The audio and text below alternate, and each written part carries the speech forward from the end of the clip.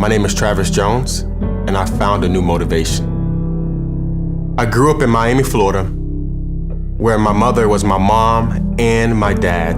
I did not see my father until I was the age of 15. And growing up, I felt like an underdog. I felt like life was just hopeless. I was dyslexic, and I didn't know how to read till later on in life, and I stuttered often. Something happened when I turned 14. I began to search for something.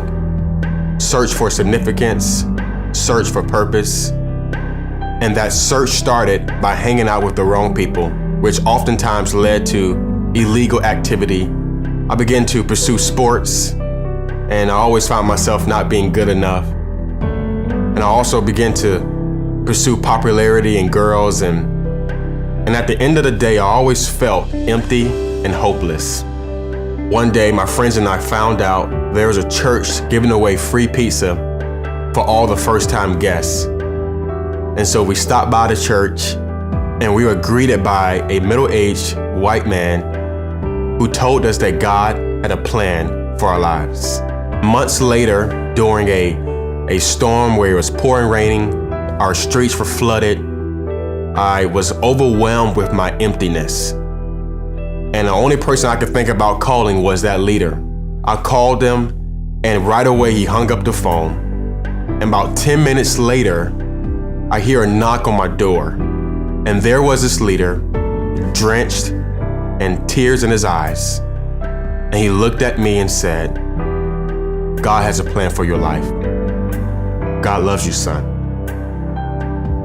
And that night, I gave my life to Jesus. For me, the next day, everything changed. I found a new hope. I found a new future. But most of all, I found a new motivation.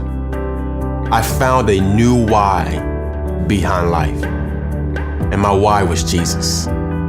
And since that day, every day I wake up, I don't think about what I'm going to do.